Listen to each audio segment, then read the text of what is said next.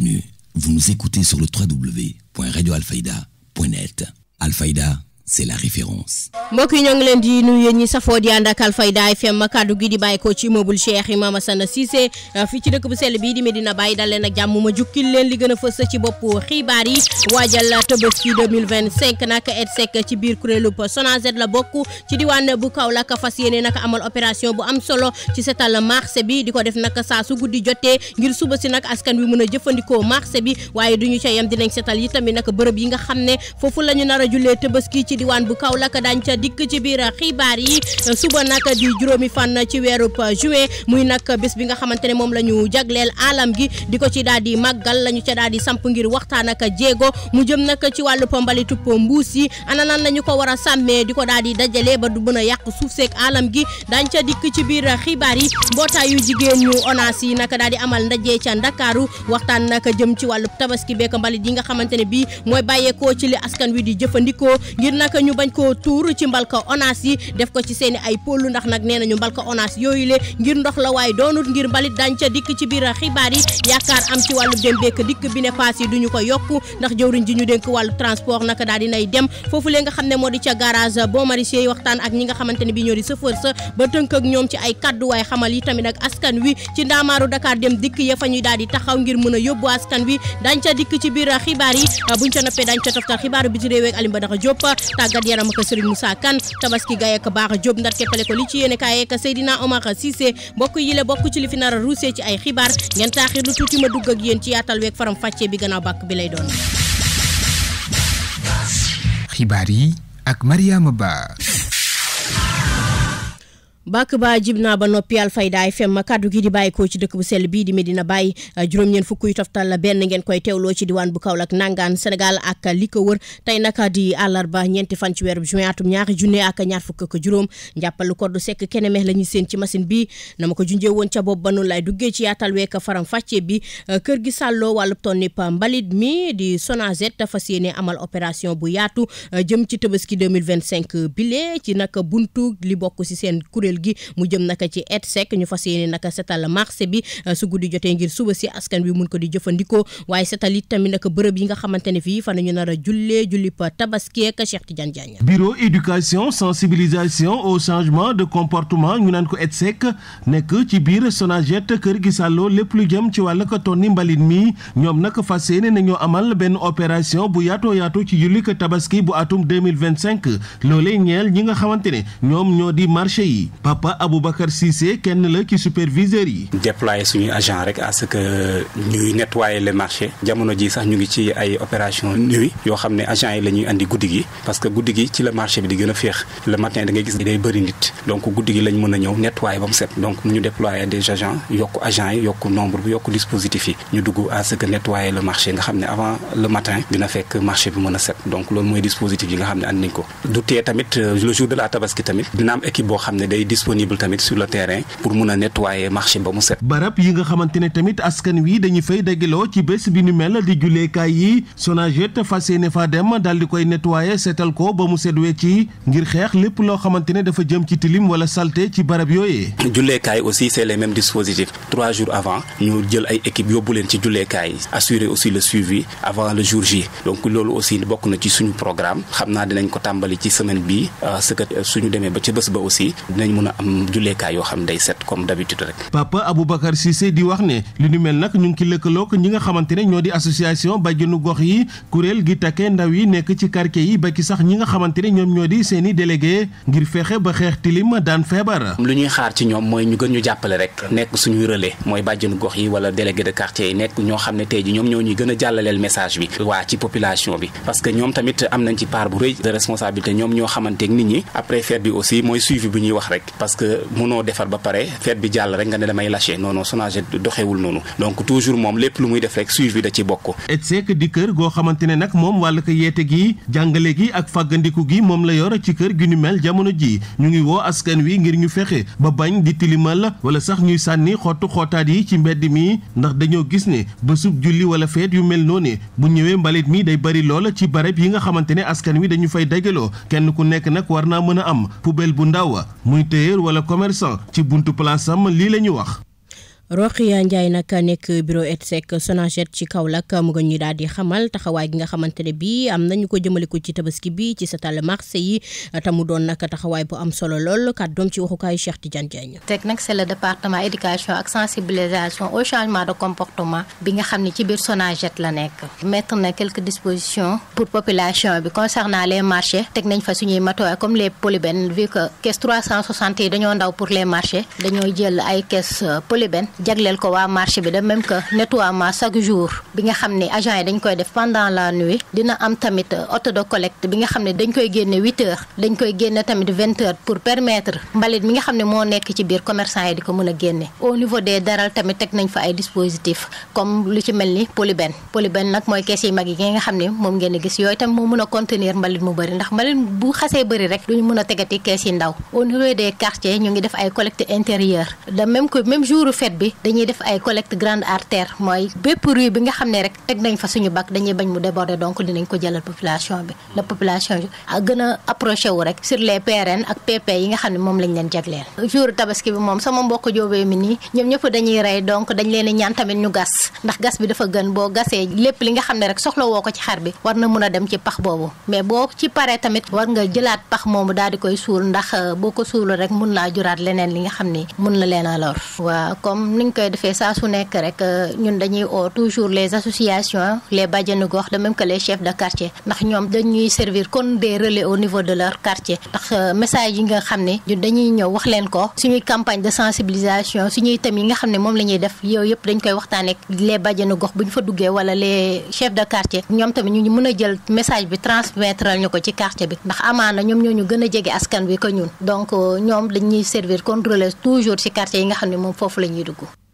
Sonaged nag li nga xam ne moom la ñuy ñaax askan wi jëmale ko nag ci mbalit yi nga xam ne nii bàyyeekoo na ci li ñu daan jëfandikoo gannaaw nag Tabaski ngir tamit nag ñu faral di ko sàmm bañ muy tasaaroo di sonal askan wi rawatina nag deru xar yi bu ñu sukkandikoo ci kàddu Ousseynou Thiam mi superviseur Sonaged ci bureau ETSEC la ñuy teewlu ci waxukaay Cheikh Tidiane Diagne. Kaolack dañoo seetlu ne canaux yi nga xam ne surtout canal yi dafa bëri te yu su bëri amul tëjukaay li ñu gën a sonal mooy askan wi ñi su ëpp bu ñu defaree seen xar yi surtout su Tabaski bi au lieu que ñu gas seeni pax ba mu baax di ko si dugal dañ koy jël directement noonu parce que askan wi à un moment donné danaa ñii est-ce que dañoo tayal dañuy jël seen mbàq yeeg seen butit yeeg yooyu yëpp dem sotti ko si canal jamono dox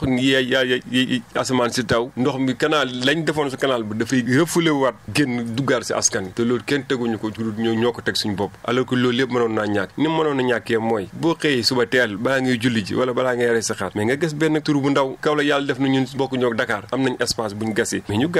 gasee ba mu baax bu ñu defaree ba pare ñu jël déchets yëpp dugal ko fa bu ñu toogee benn 30 minutes affaire bi reposé ñu suul mu maase bu ko defee dëkk bi sax du xeeñ mais constat bi ñu def la plupart du temps nit ñi dañuy jël seen i déchets sotti ko si kanaw yi wala ñu park wekk ko seen koñi kër yi bu ñu jullee ba suba wala gannaaw suba koñ boo romb xet di la rey alors que loolu mën naa ñàkk yaakaar naa dëkk bu setee ñun ñëpp la setal askan wi comme ni ma ko waxee rek xale yi mënuñoo moytu mag mën naa gis ne fii kat déchet la mais man xaaral moytu ko tëb wala seet beneen pexe mu contourner ko xale bi nag bu fa gisee lu tuuti rek dafa dañ kump il est sensible daf koy jéem a approché kooku mën naa xëy ñëwaat si kër gi doo si prêter attention nga yónni ko wala nga gis lekk rek lekk ko mu xëy am infection ñu naan man na sama doom xaw ma fu mu feebaree fekk si mbedd mi la ko jëlee bu yàgg moo tax ñuy ñaan askan wi surtout les ménages surtout les parents ñu jël seeni précautions surtout si fête gii di ñëw defar ay moyens yoo xam ne gas ay pax yoo xam ne même déchets yi bu ñu mënta am ñu dajale der yi yëpp buñ ko xeeb dara dajale der yi def ko si saako takk ko buñ ko takkee am na caisse polybène ñi nga xam ne am nañ chance mu gën leen a jege ñu def effort yóbbu ko si caisse polybène ñi nga xam ne am nañ aussi kàttanu gas ñu gas suul ko fa loolu yaakaar naa dana gën a rafet li si gën a ñaaw aussi danañ gis ñu gas ba mu pare wala defar seen lépp dem ba si kees gi nga xam ne ñu ngi ko teg si diggu koñ bi wala mbedd mi muy kees 360 yu vert yi ñu sotti fa mbàq yi alors que loolu mbàq taxul koo jóg kees googu li ko tax a jóg mooy mbalit mu wow. juróomi fan nag ci weeru juin di nigi suba sax nag mooy bés bi nga xam ne moom la ñu jagleel wàllu alam gi waxtaan ga nga xamante ne bi moom la ñu ca teg nag mu jëm ci jubluwaay bi mooy mbalitu mbuusu plastique yi anam bi nga xamante ne moom la ñu ko war a sàmmee ba mu bañ a tasaaroo ci alam gi di yàq suuf seek Ndeye Fatou Cissé. ren mbootaay xeet yi tànn. mettre fin à la pollution plastique mondiale. xeex mbalitu plastique. di ponk bi waxtaan wekk weccante xalaat nar a jëm ci célébration bés bu ñuy bàyyi xel lii di alam gi. xam ngeen ne nag mballetu plastique bëri na lool te tax mu bëri mooy mbuus yi boo demee marché loo jënd ñu defal ko ci mbuus yi boo paree sànni. ab campagne ngir dajale mbuus yi réseau des éco-citoyens du Sénégal soobu ca Hamad Kama muy njiit la. fii Kaolack suñu ndox dafa naqari lool ba daanaka ko naan feebar ndax dafa bëri xorom donc chlorure de sodium ba tax na nekkul de l'eau potable nekkul ndox mu sell pour ñu mën ko naan pour bañ a feebar boo naanee da ngay feebar moo tax nit ñi dañuy gën di naan ay mbuusu ndox te bu ñu paree sànni ko foo tourné ay mbuusu ndox ngay dajeel moo tax bi mbootaayu xeet yi ne nañu xeex déchets plastiques ñu ne kon ñun dañuy def campagne de collecte des déchets plastiques maanaam dañuy tàmbali le 5 juin di joxe ay saako yoo xam ne ku naan mbuusu plastique def ko ci bu ko defee ñuy dajale ba le 17 juin nekk journée mondiale de lutte contre la désertification maanaam bés boo xam dañuy xeex maral xeex ay ndànn foy te ku bëgg a xeex maral wala ndànn foy nag da ngay jëmbat garab bu ko defee kon mbuus yi nga xam ne tàmbali nañ ko for ci 5 juin ba 17 juin ñu daal di koy dajale ci suñu pépinière fi ñuy saxale garab yi daal di dagg yooyu la mbuus def ci tos daal di ci saxal ay garab wala ñu transférer garab yi nga xam ne sax na ba pare bu boobaa kon garab yooyu la ñuy fas yéene jëmbat ci campagne de reboisement bi ngir xeex désertification di ndànn foy waaye tamit xeex maral. ren ci atum 2025 oote ngir boole nag ci àdduna sépp doole yi waaye tamit ay engagement yu am solo bu mën a jur ay solution yu yaatu ci mbir yi nga xam ne nag ñooy menacé lii di environnement bi. dañuy daal di wéy dem ca diwaan bu Médina Yoro Fula Eaux et Forêts nag daal di amal ndaje ca dëkk bi ñu naan Sinthiou Demba dajale ci nag ñi nga xamante ne bii ñoom ñoo yëngu ci wàllu armée beeg Eaux et Forêts ka askan wi waxtaan ak ñoom dox tànkub jàmm jëm ci seen diggante colonel Babacar Ndione moom mooy directeur Eaux et Forêts la ñuy teewlu ci micro Pape Kadiali Badji. li ñu fi dajale tey ci Sinthiou Demba ak exploitant forestier yi nekk ci département de Yoro Fula région de Kolda kon nag li ñuy ñaan rek. mooy tànku jàmm la ñuy dox ñaxtu jàmm la ñuy ñaxtu dañuy jooyantigu di ñaan compréhension ci wàllu liggéey bi parce que ñun kenn gënuñoo bëgg armée bi armée sénégalaise toutes les forces de ñu ngi fii pour aar seeni réew xam nañu jafe-jafe bu ci nekk ndax man ancien soldat waaye nag population boobu nga xam ne am na admiration ni muy gisee armée am ni muy gisee gendarmerie am ni muy gisee police am mu ngi koy gisandiko boo xam ne bu mucc ay parce que am nañu esprit xam nañuy waxee ak ñoom xam ñu ñuy deflante ak ñoom di leen masawu coono saa su nekk parce que loolu moo war suñu diggante ak ñoom kon nag considération bu mat sëkk la ñu yore ci ñoom wante nag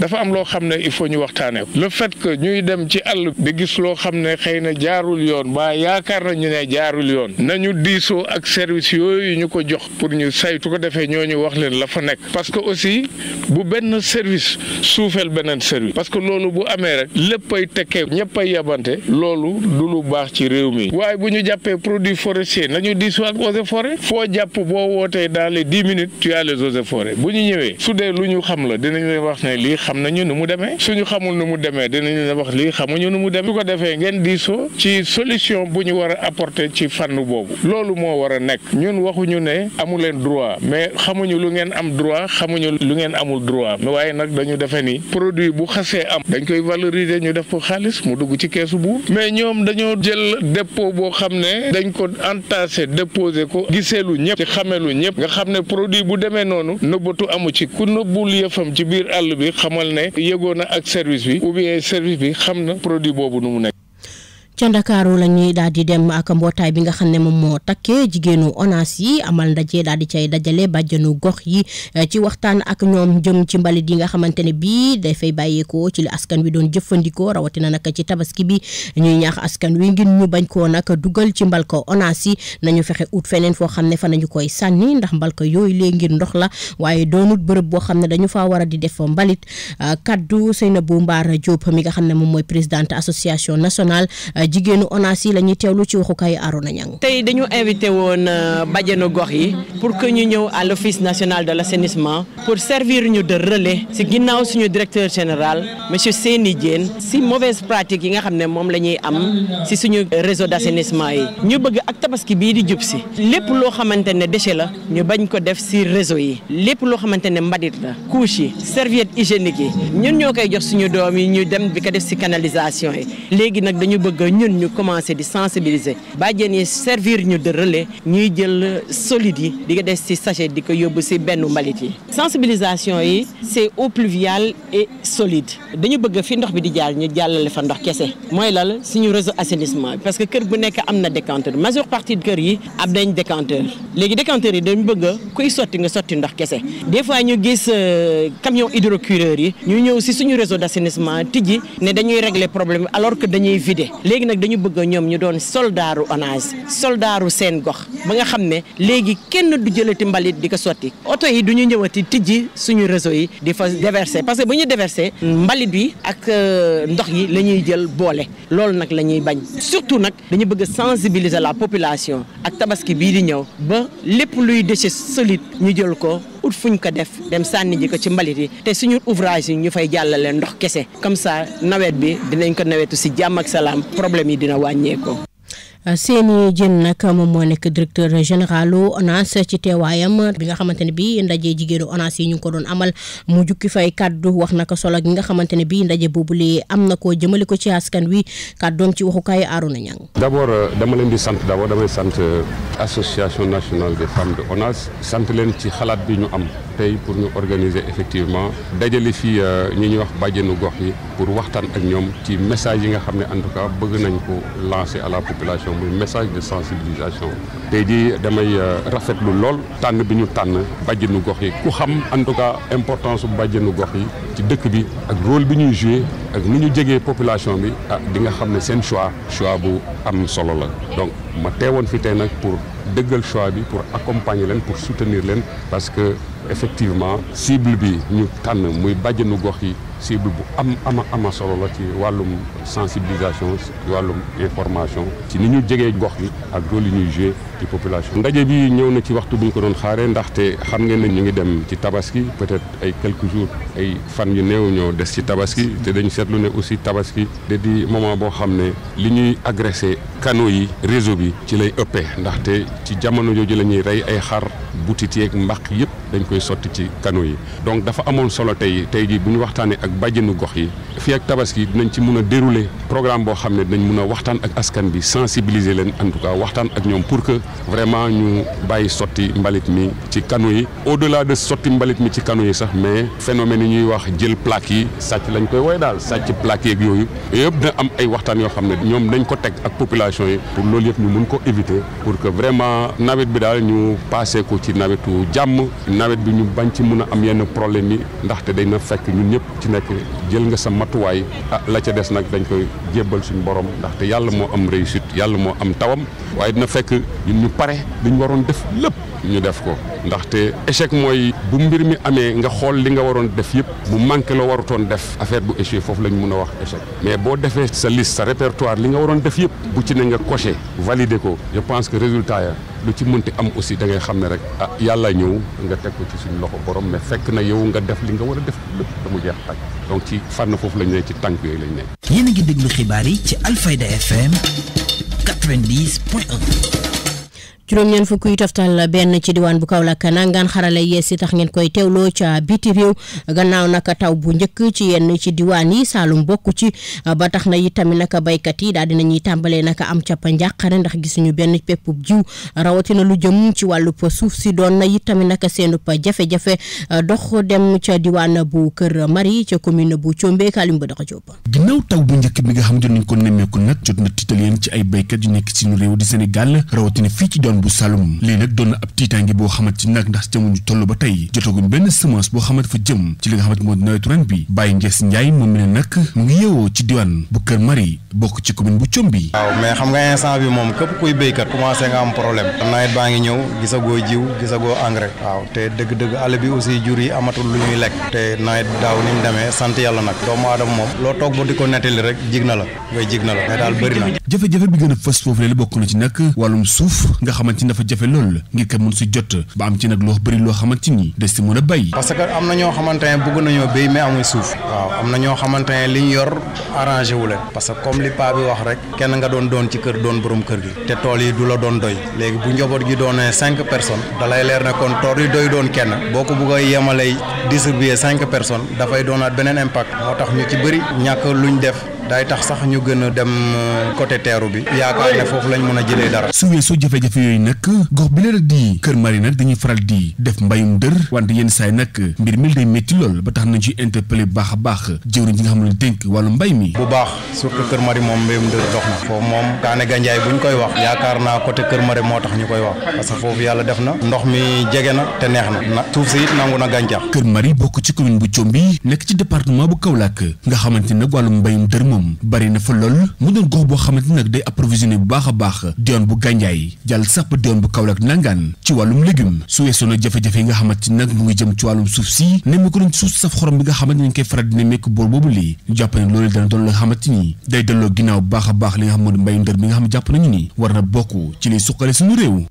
bu ñu limee sax nag jafe-jafe yi nga xam ne am nañ ko ci wàllub mbay meek wàllub suuf si wàllub dem beeg dikk yi tamit nag doon na beneen jafe-jafe boo xam ne askan wa yeewoo ca Kër Mari ñu ngi koy daal di dund ba tax na sax ngir seen dugg ca biir Gandiaye du yomb ca ñoom bu ñu sukkandikoo ci kàddu Baye Niass Ndiaye ci waxukaayu Alioune Badara Diop. tey fi mu ne nii bu nawet bi amee soo gisee comme Kër Mari Gandiaye la ñuy réglé seen lépp ku ciy voyagé Gandiaye ngay dem wala Gambul wala yu demee noonu te des fois nawet bi ñun amuñu yoon Kër Mari moom problème yi yoon la pour dem Gandiaye nawet bi des fois bu tawee yenn taw yi doo mun a sax am pour accès Gandiaye parce que des fois ndox mi day taabu ci yoon yi ba nga xamante ne sareet yi sax dañuy ngiroo xam nga yooyu noonu soo si buggee def activité dafay métti parce que su fekkee nekk amuloo waruwaay boo amee malade guddi da ngay am problème des fois mën nga seeti ñi ci am sareet bëriwul te sareet yi aussi bu fas yi amul luñ lekk lool xam nga xëy takk machine ba ngoon jot nit yee la guddi xanaa da nga doon xam noo ko def rek mais su nekkul noonu yërmande ji pour nga takk sa sareet yóbbu kooku hôpital dafay doon lu métti daal loolu yi def Kër Mari bon Gandiaye rek la ñuy fajoo wala ngooj xam nga yooyu pour nga dem fa foog moyen yooyu ma la wax noonu mooy mun a gaaw a waaw yoonu yooyu daal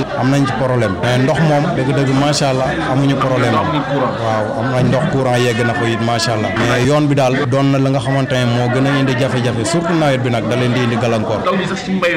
waaw ndaw yi ñu ci bëri ñu ngi ci mbéy mi am na nag ñoo gën mais ñu ci bëri am na ñoo xamante ne moom tey soo leen doon yóbbu bitim réew wala nga yóbbu leen Dakar bii sax wala Kaolack ñoom ñu toog foofu respect moo leen gënal xam naa daal nguur gi bu bàyyi woon xel daal ba mu nee naa dimbale ci ay qualité moyen dana gën a jàpp parce que soo xoolee xorom bi dafa dem sax bu ñu bëri ñu doon béy ci tool yi sax léegi dañ xaw a minimiser mbéyum gerte geeg dugub ji ngir xorom si parce que weccet yi ñuy am di ko régler ci kër yi moo tax parce que bu fekkee ne da ngay xëy dépense war la leneen ak leneen war la da ngay jaxasoo ba nga xam ne boo gisee fu ñuy xamante ne da ngay xëy wàcc ñu fay la da nga fay dem mais xorom soo si mu ngi nangu si tool yi ba nga xamante ne ni doon na suñuy njàmbat xam naa bu ñu ci mënoon a dimbale ba ñu am lu ko xeex dana am solo.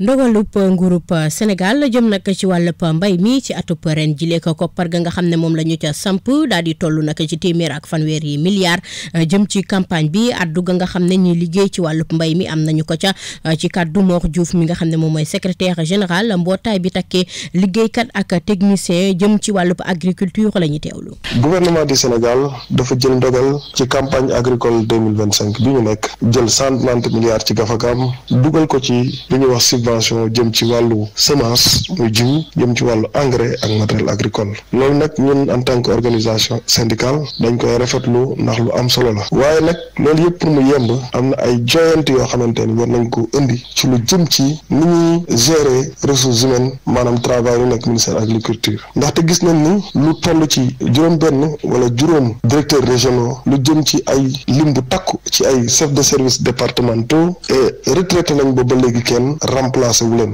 boo jëlee tamit yenn département yu stratégique ci wàllu agriculture benn technicien agricole nga fay fekk mu war a def liggéey bu yaatu loolu nag xam nañ ni dafay am ay jeexital ci li ñuy wax mise en place des intrants li ñuy wax aussi suivi de la campagne suivi phytosanitaire loolu yëpp da ci indi ay jeexital ndaxte loolu yëpp ay techniciens yu takku yu am cawarte ak yu ko doyee ñoo ko war a def leneen li ci dolli mooy gis nañ ni statistique agricole muy xayma bi nga xamante ne dañ ko war a def ci mbay mi depuis daaw résultat daaw yi ba tey génnul mu am tamit yeneen jafe-jafe yoo xamante ni jëm na ci wàllu semence bi te loolu dinañ ci dellu ci indi ci ay jàngat yu yaatu ndax gis nañ circulaire bi nga xamante ni ministre bi génne na ko fan yi mu nekk loo xamante ni lu doy waar la ñu war cee wax donc ñun nag en tant que organisation syndicale dañuy attirer attention gouvernement bi notamment le premier ministre monsieur Ousmane Sonko pour que ñu indi ay joyanti pour que alal ju bari jooju ñu war a def ci secteur mu bañ a doon alal joo xamante ni du yegg ci ñi nga xamante ni ñoom la ñuy wax cible yi muy baykat yi mu bañ a nekk alal joo xamante ni dañ koy sànni loolu tax na ci suñu responsabilité lañu en tant que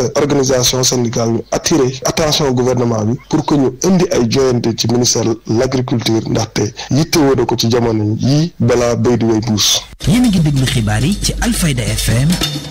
90.1. ñu soobu ca ñaareelu xaaju xibaar yi ñu koy teewloo fépp ci diwaan bu Sine Saalum Bawol ba jàpp Waalo ñu woy dem ca beneen ba xibaar jëm ci wàllu pa dem beek dikk bi ci jamono tabaski bile jëwriñ ji nga xam ne moom la ñu dénk wàllum transport nag daal di ciy jël jéego waxtaan ak chauffeur si nga xam ne ñoom ñoo fay téye ca gare routière bu Bon Maraîcher ngir nag lu jëm ci wàllu paas gi yokkute ga nga xam ne moom la ñu dégg ñu koy laam-laamee waaye xamal askan wi tamit nag bisu Dakar dem dikk yi fa ñu daal di taxaw ba mën a yóbbu askan wi Tous les services du ministère des Infrastructures, des Transports terrestres et aériens, en liaison avec mes collègues de l'Intérieur, Monsieur le ministre des Forces armées, mais également tous les autres ministères impliqués de près ou de loin. Ñu ñëw fii ci Bon Maraîcher ginnaaw bu ñu lëloo ay semaines yu weesu di liggéey ci suuf di liggéey ci ubbite di liggéey ci déggoo ak tous les acteurs donte nag daaw ñu communiquer lu bëri te nag dañoo ñëw fii ci Bon Maraîcher def daje bu mujjee ak acteurs yi ñu ñëw daje fii ak tous les présidents des groupements de chauffeurs ki ñu fi dalal nag di le directeur des Bon Maraîcher ma ànd si fii ak tous les directeurs du MITA ñëw nag pour nemmeeku lu fi am waxtaanaat ak chauffeurs yi mais it waxtaan ak sénégalais yi xamal yan mesure lañ jël ren pour tabaski bi gën a jaar yoon tukki bi gën a jaar yoon ñu mun ko def ci wàllum sécurité bu doy ñu mun ko def ci coono bu ñu néewal lool ñëpp def ci seen ak seen yelleef ñu def ko it ci wàllu prix yu jaadu ak tarif yu normal yu ñëpp respecté ma ñëw fekk fi loo xam ne damay sant acteurs yi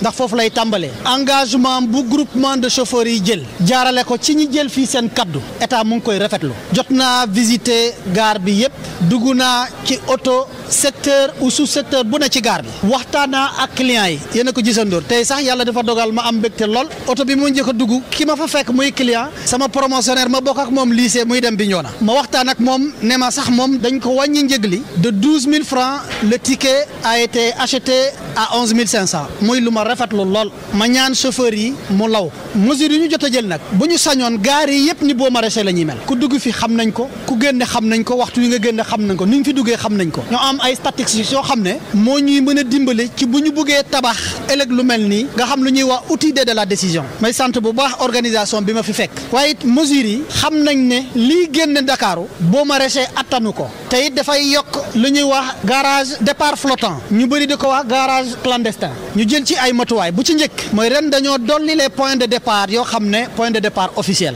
yokk nañ ko ba mu mot 8 points de départ 8 points de départ yooyu garage de Bon Maraîcher ci la bokk arène nationale bu Pikine ci la bokk le terrain HLM bu Rufisque tànn nañ ko gare de Colobane ci la bokk garage Bignona de Grand Yoff ci la bokk le stade Amadou Barry de Guédiawaye ci la bokk le point de départ de Cambérène bu ñëpp xam ci la bokk waaye it ñu dem ba Kër Massar jël le point de Dakar Dem Dikk mi nga xam ne mooy point M3 moom it ci la bokk.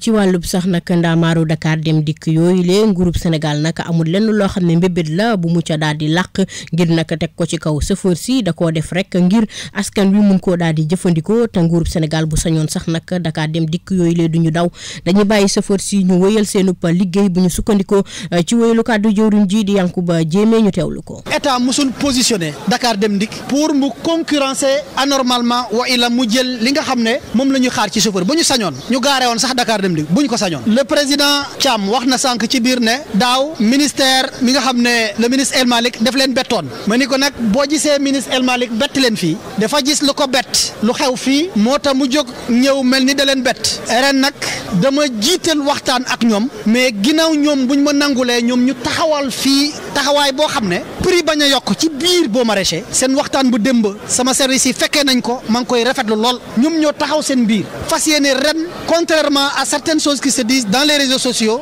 en tout cas li ma fi constaté fii boo maraîcher ak engagement yu acteurs yi jël il faut ma taxaw wax sénégalais ne rafetlu naa ko te am naa ci yaakaar ne nu ñu commencé sax wàññi billet yi kenn du yokk billet te chauffeurs yi jël nañ engagement ñi defoon daaw engagement balaa état di ñëw yeesal nañ engagement boobu moo tax ma nangu man dugg seen biir oto waxtaan ak client yi gisuma benn prix billet bu yokk fii boo maraîcher ma fas yéene nag taxaw leen pour accès fii boo maraîcher mu gën a fluide def naa sax leneen li gën ginnaaw Dakar dem dikk dinaa ñëwaat ci mesure ñu jël site yooyu yëpp dama wax ne comme boo maraîcher jot na gérer nu mu gën a rafetee ñu def seen loxo pour ñu ñëw teew accompagner organiser wu ci site yu ma tànn noonu li fi xew mu xew foofu pour ñu yombalal sénégalais bu ne ku bëgg a jóg fii jóg voyager ci kaaraange ci sécurité ci passe boo xam ne yokkul mais le ministre des forces armées wax na ma ne ma il a déjà mis en position des chauffeurs pour en cas de cas comme le disent les jeunes qu'ils puissent se déployer mais Dakar Dem Dikk ren c'est sur le personnel interne la reposé wu parce que dañ ko waajal le dimanche dina am 50 rotation yi nga xam ne danañ ko jegleel ñii bëgg a dem ci bërëb boobu nga xam ne mooy Popenguine lundi soir mi nga xam ne ñibbisi bi la dinañu tripler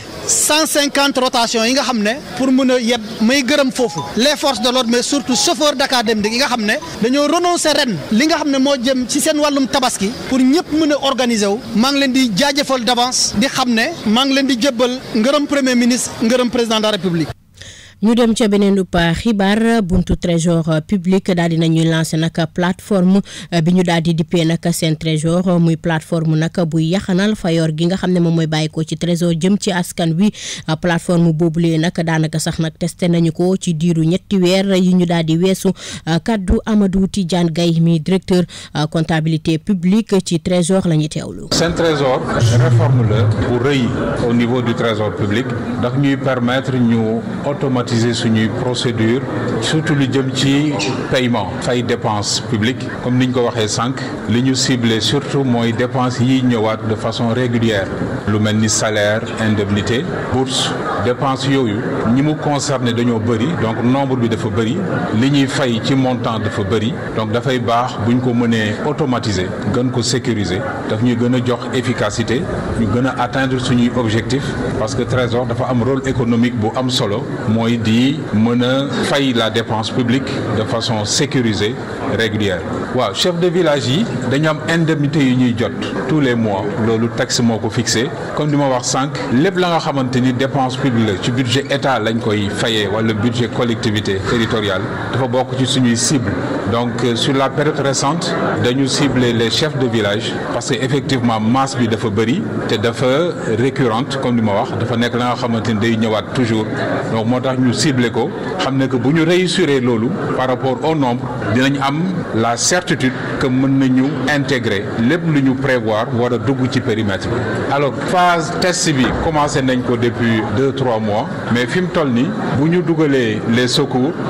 tabaski yi amatuñu beneen limite suñu plan d'action taxaw na pour que mois yi ñëw période yi ñëw fu ñu war a fayee ces indemnités ces secours ces salaires pensions yi ñu mën ko dugal fay ko parce que dafa nekk la nga xamante ni léegi am nañ ci certitude que mooy li gën pour l'administration du trésor waaw cible yi mooy li ma wax c'est-à-dire ñëpp ña nga xamante ni war nañu jot secours salaire indemnité bourse parce que boo nee bourse yaa ngi ciblé étudiants yi ñi xam population étudiant xam ne aussi que lu am importance la dafa am benn dimension sociale bu am importance dafay financer étude xale yi donc loolu dafa bokk suñu cible première madame le di wax na ko sànq loolu moom du xaar loolu immédiatement lu ñuy attaquer la pour ñu mën ko dugal dans les prochains paiements. delloo nag buum ca mboy ga def nag ni ko kilifaam yi nga xamante ne bii ñoo fi jot a jaar niñ ko daan defee ci jébbal nag xar ki nga xamante ne bii moo di xalif général des Mourides ki nga xamante ne bii moo di Serigne Amdi Khady Fall mi xalif général lu Baye Fall yi noonu la ko daal di defaatee teg ca it tamit nag enveloppe bu takku bu toll nag ci fukki million Touba Mamadou Moustapha Mbaye la ñu fay fekk ji. xalif général des Baye Fall Serigne Amdi Khady Fall delloo buum ca boy ba ni nga xam ni noonu la ko ñi jiitu ci jal bi doon defee ak képp ku nga xam ne yaa fi toogal Serigne Touba ne saa su nga xam ne ko ñu ngi séntu tabaski liñ daan def weesuwul dajale xar yu bare bari daal di koy jébbal joxe ko addiya Serigne Amdi Khady Fall daal di def lu nu mel jébbal Serigne Mountakha Mbacké xalifa général des mourides lu toll ci 2,000 xar yu toftal 200 ak 20 mu nekkoon délégation bu am solo Serigne Fallou Fall bokk ci ñi nga xam ne ñoo jiiti woon boobu délégation bi ñu demee ci Serigne Mountakha daal di koy jox xar yi liñ ci seetlu weesuwul ne kan xar yooyee daal gis nañu ne dañ leen a sang rax ci doole nu parfumé leen Serigne Amdi Khady yamul foofee ndaxte gannaaw ba nga xam ne kon joxe na xar yi daal dina ci teg benn enveloppe bu 10 millions ak juróom Serigne Mountakha Mbacké gërëm ko sant ko ñaanal ko Mamadou Moustapha Mbaye Touba Alfayda FM. xabaar yi bitim réew.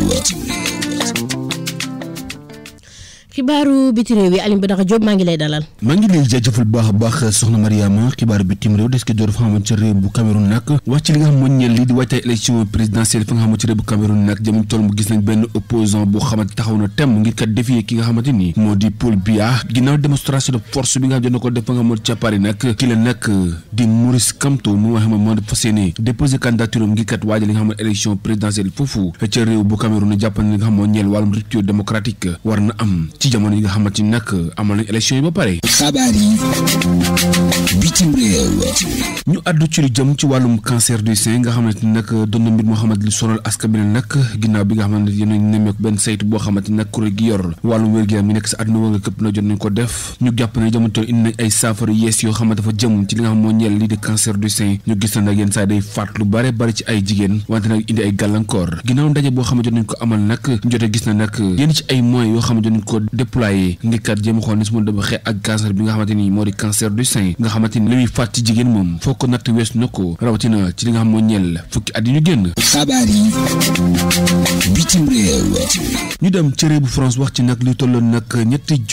200 doomu aadama yëpp ñàkk nañ seen bakkan ci accident de la route fa nga xamante ci réew bu France nag ginnaaw bilan bi nga xam jot nañ ko fësal nag ak kuréel gi nga xamante ni mooy wàllum sécurité routière nag foofu ca réew bu France nag ni ngi ne atum 2024 bi nag lu tolloon nag 200 yu toftal 200 doomu aadama ñàkk nañ seen bakkan ci lu jëm ci wàllum accident de la route rapport bi ni mel nag mën na si jàppante na rapport boo xamante ni fësal nañ ko na ngi ni démb foofu ci réew bu France jàppante na fitna yi nga xamante ni koy faral nemmeeku ci lu jëm ci li nga xam moo di wàllum accident de la route moom bari na lool ba ay doomu aadama bëri dañ si faral ñàkk seen bakkan am ñoo xamante ni dañ ciy jëlee ay laago. xabaar yi bitim réew. addu ci beneen mbir ci li nga xam moo ñeel wàllum réew bu Tunisie nag ci lu jëm ci wàllum crise migratoire bi nga xam ne jàpp nañu ne foofu ci réew bu Tunisie nag bëri na loolu yi nga xam dañ koy faral nemmeeku nag jamono toll na autorité yi nga xam ñu nekk foofu li ci réew bu Tunisie nag taxaw nañ temm ngir ko jéem a xool nes mën a def ba indi ay saafara ci jëm ci nga xam moo di stand yi nga xamante ni yenn saa yi migrants yi dañ koy faral di amal dend lool ak li nga xam moo di frontières yi nag leen doon situation boo xam ne dañ koy faral di nemmeeku loolu tolloo nag 20 junni jàpp sax fanweeri junni ay migrants yoo xamante ni ci Afrique subsaharienne bi la ñuy faral di jugee di refusé wu foofu nag ngir ka mën a dem ci tugal mën a si jàpp na fa xamoo ci réew bi Tunisie moom ab yoon la boo xamante ni bëri na lool africain yoo xam ne fay faral di jaar ngir kat mën a amal tukki boo xamante ni jaarul benn yoon. xabaar yi bitim réew. jaajëfal lu baax a baax soxna Mariama sant la gërëm la fi la ñëm ci xibaaru bitim réew yi yàlla mi borom jàmm tukum jàmmal nga am jàmm yàlla ñu may jàmm jokko njëla paax bu fet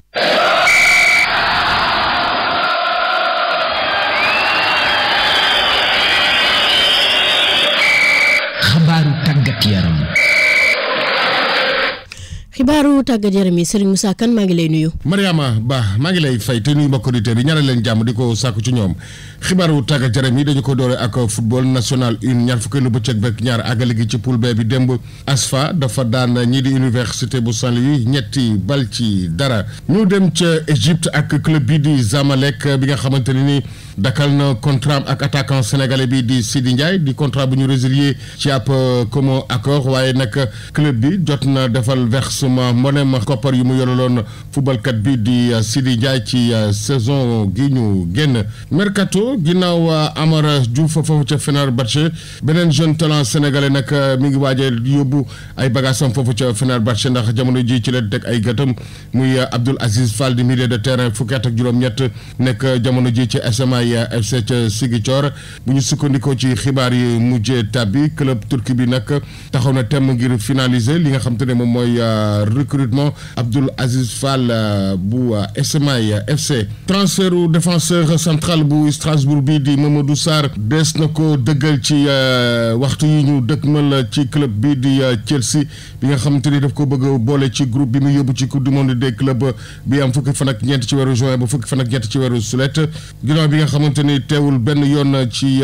liste yi nga xamante ni équipe bu France espoir bi gënal na ko ci catégorie bi ni mel Mamadou Sarr nag boo moytuwul mu bokk ci li nga xamante ni moom mooy joueur yi Chelsea di yóbbaale ci coupe du monde des clubs. ñu dem ci den Europe ak demi-finale Ligue des Nations ci groupe A bi tey Allemagne mooy laaleeg Portugal ci bu juróom benn waxtu jotee ba teg ñeent fukki simili ak juróom seen jogante bu mujj nag Allemagne moo ko gàddu woon ca Euro bi ñeenti bal ci ñaar la ko duma woon dellu siwaat fii ci sunum réew waxtaane li nga xam te ni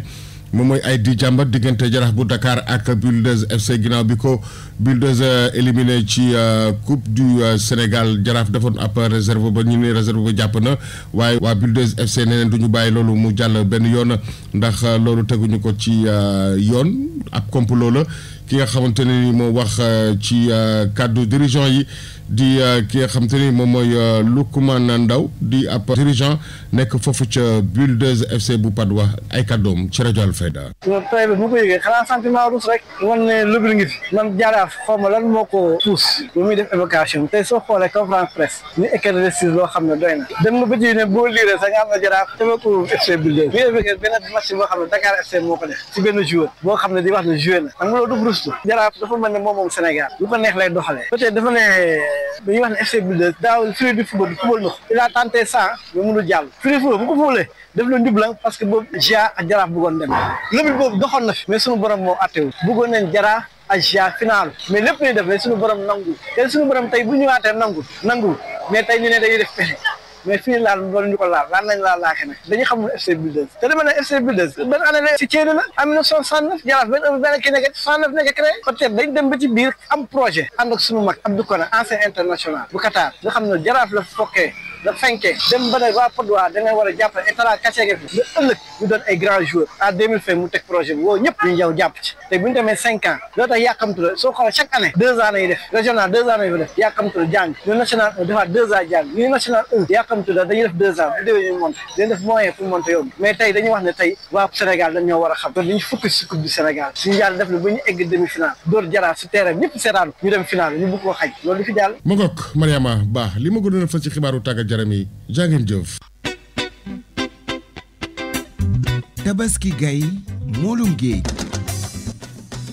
ñu féexali xol yi Tabaski Gay ak Baara Diop. Tabaski Gay moolum géej o Xaaj Ibrahim Gay li des ci tabaski gi dañu koy wàññi te ay soxla DG dara sa teegut du ay yére ngir njaboot gi mbaa dund ni àddunaam lépp ci xar la ko wekk o Xaaj Ibrahim yëf yi benn fan la ragal madame Gay tax mu yenu ko gëm borom bi ak yaakaar gi mu am ci nawet bi tax mu doon amal sujud ak cant lu nu mel moo ko rëccaloog xaram o Xaaj Ibrahim bu mu jógee wër na ba noppi gisul tus DG temp ndànk comme gëj na kër ga dugg fa waa kër gi yépp di ko xool ak ay kanam yu triste ndax du lenn ci ñoom lu yemb o DG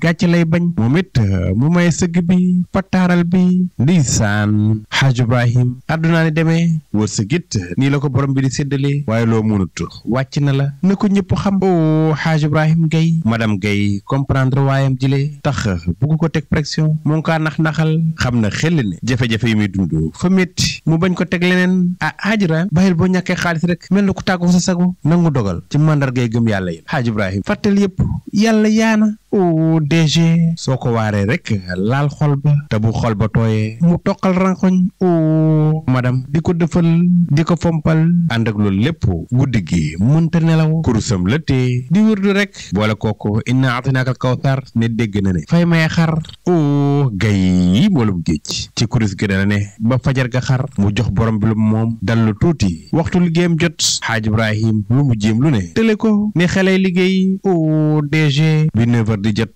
xaritam ba Cheikh Nadir Ñang woo ko dik ko Alayra naka julli gi ñu ngi la jaar baale bi jàmm rek DG alhamdulilah comme dab rek nas ñang alhamdulilah ala kulli xaal mën ngaa ñëw kër ga am na lu ma la fàggu pour tabaski gi yoo lay xaar o DG bég na ay tànk yu dëgër la daal di dëgg ngir dem kër baay fekk fa Cheikh Nadir Ñang laataa muy yegg si nas amati beneen urgence daal di dem DG yegg si appel ko mu xamal ko ne ko yóbbante baa ngoog ci buntu kër ga loolu lépp ngir waajal tabaski gi o DG nga dem kuy lañu fa yeew Haaj Ibrahim bégati kontaanati sujutati ngir sant borom bi mu yeewi rek jiital jëm rajo ba o gay moolum géej ba muy daataan yegg xëy ga la ko ñaari grand ni nit yow mbaa jàmbal yow doo am sutura bëccëgu ndar kam nga yeewi xaru jàmb ci dëkk bu sell bi yow da nga dof wala lan DG déedéet sama xara xam nga ki nekk ci kër gi nasang boo ko arab moo ko jax xaar léegi ma woo ko da ngeen caawar xam naa pour keneen la o DG ba mu ko jotee appel nas ñang waaw dëgg yaa ngi maa ngi jéglu dañ ma woo rek ma bàyyi la ma doon def rek waaye mu ngi ci mën kër gi bu weex bi laa jël kay déedéet maanaam ganaar gu weex mi ngi foofu ci ma tak o DG ganaar yàqoo dina yow daal la solution sama diggante ak yow mooy effacer sa numéro li ci yéene kaay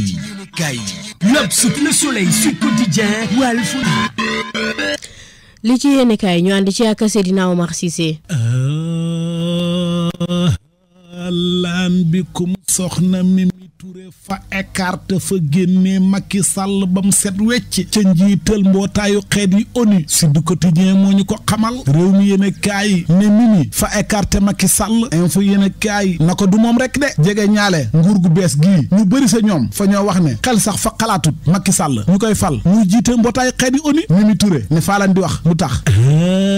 yow seetal ONU fa ñoo fonk lool àq ak yelleefu doomu aadama réew yi bokk ci ONU fa ñuy sàmm ba képp koo xam ne fa ngay jiite ONU kenn du am lu mu lay taqal wala lu ñuy sikki sàkka ci ne yow respecté woo àq ak yelleefu doomu aadama léegi nag su fekkee Macky Sall mii ñuy ruumandaat moom bi mu jiitee réewum Sénégal xay njombe rek la fi def ci àq ak yelleefu doomu aadama fa koo salfaañe Macky fa doon jàpp ku ko neex tëj ci kaso gi jaay doole ku far ak moom lu la neex nga def dara du la ci fekk ku farut ak moom nag kaso ga rek ñu ne déetawaay diggante 2021 ba 2024 juróom-ñett fukk ak ñaari doomu aadama rey nañ leen ci nguuru Macky Sall gi ci jamono ñaxtu yi kooku nag kan moo koy fal naan ko kaay jiite ONU xanaa loolu mooy waxu dof Waly Diouf Bodian njiital port na ko faala ci yokkal mbootaay yi nekk ci àdduna bi yëpp fa ñoo yàgg a critiquer ñaawlu ni Macky Sall yore woon réewum Sénégal ci salfaañe àq ak yelleefu doomu aadama ak koom-koomu Sénégal gi mu salfaañe kon kooku kenn du ko fal mu jiite ONU daa mbóoj na leen may leen ma jël sama wàll man tamit ci nar wi Macky ñu ne yow yaay fa bëgg a jiite ONU gannaaw bu mu pasaree xalalu réew mi ci nguuram ñu ray fi sénégalais yu bëri te ba léegi xamul enquête xamul dara te sénégalais yi fañ doon xeex injustice ak réew mu aw yu oon kon Macky see ba mu noppal boppam jiite ONU du ko mës a def leer laneen lu leer ba yegg ca nañ ja mooy ne njiitu jëwri ni Ousmane Sonko ginnaaw bu mu bàyyee ko réewum Guinée Conakry fa dem réewum Sierra Leone waxtaan ak ña jiite réew ma ñu fexe ba amal déggoo yu bari ngir lu suqali ñaari réew yi ak lu rataxal jëflante bi libération moo ñu ko xamal l'observateur na ko bokk na ca lañ juboo wàllu koom-koom wàllu kaaraange diplomatie Ousmane Sonko fa leen a wax ne ñun li ñu gën a itteel fi mu toll nii mooy fexe ba réew yi nga xam ne ñoo ñu wër ñu fexe am ak ñoom jàmm jëflante bu ratax waaye ànd boole suñ doole ngir suqali suñ koom-koom yi bugaan géey dani mel ni ku naan ko voilà koom-koom goobu ngay wax nag faa bëgg nga xam ne koom-koomu Sénégal fa gàllu guuse fa nekk ci ay jafe-jafe ba tax faay xoo jëwriñ ñu dénk wàllu koom-koom mu jóg taxaw gaaw ngir sowe réewum Sénégal turbine yéen a kaay moo ñu ko xamal l'évidence yéen a kaay ne ngir suqaliwaat kay suñ koom-koom bugaan géey dani fa sàkku ci ñu jiite réew mi ñu gaaw jóg daar nu mu gën a gaawee ndax ñu fi fa jàmp point acte yéen a kaay na fa leen a wax ne dëgg la naam seen plan bi ngeen andi muy Sénégal 2050 baax na waaye nag loolu ñëwagut tey jafe-jafe yi nekk ci wàllu koom-koom fa ngeen a war a taxaw gaaw suqali ko sénégalais fa ñoo sonn de source ay yéen a kaay mel ni ku naan ko bugaan faa foog na daal yow yëgoo li xew banque bi yor réewu Afrique yëpp muy BAD fa génne ab rapport waaye xam nga lan lañ wax Sénégal koom-koomam fi mu toll ni fa yokk ba nar naa yegg foo xam ne musut faa yegg di Sénégal ba léegi 7% waa BAD yi ñoo ko wax de te li tax nag loolu mu yokk ñu ne résilience économique bi nga xam ne ñu jiite réew mi ñu ngi koy def jamono ji réew mi yéen a kaay na ko faa ko ci yokkal réewu Afrique yi nga xamante ne ñoo gën a aw yoon pour suqaliku ñoo tegu ci axe Sénégal moo jël fukkeel bi place ak ñett loolu baax na li narta baax nag ci Barthélémy Dias boo mooy tuut mooy parti politique bu bees boobu mu taxawal taxawal fa caa nar a wédde xamul benn ponkal ngonk moo xam ne yaa nga woon taxaw Sénégal nga dem ànd ak Barthélémy Dias déedéet ñoom ñëpp ña nga ànd ak Khalifa Sall xanaa kenn mooy maire Mermoz Sacré-Cœur ba point acte yéen a kaay ne moom Barthélémy Dias bi mu dalee politique ba léegi fay xam parrain maanaam ci responsable bu mag boo xam ne ci la doon wéeru moo xam Ousmane Tanor Dieng moo xam Khalifa Sall ba ci Ousmane Sonko mos nañoo nekk parrain am léegi bu xëyee aw yoonu boppam xàndut ak benn ponkal te moom mës ta nekk njiital parti loolu du yomb ci moom de yéen a kaay bi ne Khalifa Sall nag ak Barthélémy seen xeex xam nga kañ la nar a nekk wote maire yi di ñëw source a yéen a kaay moom fa ñëw ci tontu bu saf sàpp bi nga xam ne jëwriñ ji di Aliou Sall fa koo tontu njiitu taskatu xibaar yi ko bindoon ab bataaxal sàkku ci moom audience ak mu dimbale këru taskatu xibaar yi fa leen a wax na leen gis ngeen aide de la presse mooy xaalis bi ñu war a dimbalee këru taskatu xibaar yi nga xam ne ñu bëri fa ñoo wax naan fañ koo bloqué te xamuñ li xew xaalis boobu li ko tax a jóg mooy fexe ba taxaw këru taskatu xibaar yi ñu moom seen bopp libre professionnel waaye nekkul ngir faj yeneen soxla yi de déedéet faa bëgg mu leer la leer la Soleil yéen a kaay moom ba wax ñu ko mooy ne port bu Ndakaaru ak douane fa ñoo xaatim ñaari protocole d'accord déggoo ca seen ak jëflante ni DER di jëflanteeg askan wi ci opération xaru tabaski yi fa xam ku ko ñaawlu ne Aïda Mbodj fa violé principe bu DER yi ma ngi ko waxee ca info yéen a kaay Le Quotidien yéen a kaay moom fa ñoo xamal ne dialogue national bi tey lay jeex waaye fa xam ponk yu bëri juboo amul ca de yow seetal fond politique bi juboowuñ ca article 80 ñu jëlee ko fi ñu bàyyi ko fi juboowuñ ca kan mooy jiite opposition bi juboowuñ ca libération moom fa ñoo xamal ne kër ak carte xaalis gi ñuy wax première bet waa scientifique fañ leen a kepp de njort wàllu setal alal jaare ko ci conflit d'intérêt ay yow fa ngay xool waa première bet fa ñoo waxoon ne fa ñoo daanu maanaam amatuñ xaalis ba dàq seeni liggéeykat fii Sénégal ndekete yoo jël neen presque ñaari milliards yu manqué tuuti kelentaan yónnee ko ci seen benn compte banque bu nekk Europe ba tax fi mu toll nii kilifa yi fañ ci ubbi enquête Le Soleil yéen a kaay moom fa ñoo xamal ne faux billet ren bi at bi commencé ak léegi rek laa wax liñ ci jàppagum ëpp na ñaari yoon liñ jàppoon ci faux billet daaw maanaam ñaar fukki milliards ak benn ak lu topp moom lañ ci jàppagum Pape Seydou Sourab bi fa wax ne faux billet baaxut fa yàq koom-koomu réew léegi ko yéen a kaay moom fa ñoo xamal ne Lat Diop fa sàkk ñu bàyyi ko bàyyi mu négandiku waaye le 19 juin ci la ñuy xam fa koy xam wala du ko xam ka sàkk woon bàyyi mu négandiku te xamut ko du kenn ku may Tahirou Sarr L'Observateur ne waa pôle judiciaire fa ñoo tas yaakaaru Tahirou Sarr ñeenti ponk ya tax nag ñu bañ koo bàyyi mu négandiku ma ngi ca biir yéen a kaay ba yéen a kaay bi ñuy wax Le Point fa ñoo xamal jëf ju rafet ju Serigne Mountakha Bassirou Mbacké xalifa général des Mourides defati yaw seetal fa jël fukki million dimbalee ko mbokk ñi nga xam ne taax ma immeuble ba daanu woon ci Touba am ñu fa faatu yokk ci nag homme d'affaires Mouride yi fa ñoo dajale ñoom fanweeri million ak juróom benn yokk ko ci li sëriñ bi joxe séddale ko ña ca loru woon wàllu séddale ndox fa xam jafe-jafe ca dëkk bu ñuy wax jak ak mburu vaay yor yéen a kaay ne ñàkkum ndox mu ngi leen di bëgg a rey de faa leen di ñaan ngeen dem diwaanu Kaolack ndangaan quartier bu ñuy wax Daaru Rahmateek coofak ak yu ni mel seen robinet yi fa coupé askan wa ña nga ca ay jafe-jafe yu métti nag ba tey yor yéen a kaay fa ñoo xamal ne tabaski ren ji xar yi moom bëri nañ réew mi ngi fees dell ak xar xapp ak lakk 85% xanaa kay xaalis bi nit ñi jëndee xar loolay problème ka am problème dëgg nag mooy benn waay boo xam ne menuisier la kan la sant L'Observateur fa ñoo xamal ne waa ji daal fa nopp bëgg benn xale bu jigéen mu dem ci waajuru xale bu jigéen ba ñaan ko jabar ne faa bëgg seen doom ji waajuru xale ba bañ na ko duñ la ko may xam nga nan la waa ji def fa sàcc xale bu jigéen ba dem ak moom lu mat benn weer ñu dëkk ñoom ñaar nekk ca seen ólala bañ ko jàppee nag fañ ko yóbbu tribunal atte de laaj ko mu ne leen faa ko bëgguma koo foyee na faa koy takk ay mbokkam bañ ma koo may sama mbëggeel puus ma sàcc ko yóbbu ko dund ak moom lu ma doon dund ak moom atte de na ko fi nga juumee mooy ki nga sàcc fukki at ak juróom la am elew la ba pare mineur la moo tax fañ lay daan ñaari atu kaso yoo xam ne fa nga koy tëdd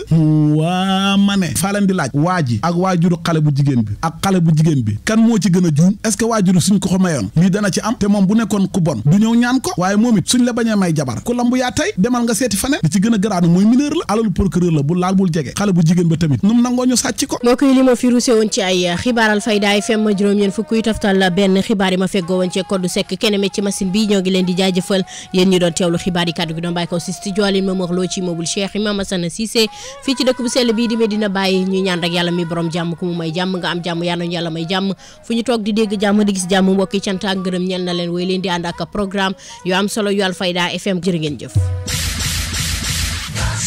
xibaar yi ak Mariama Ba.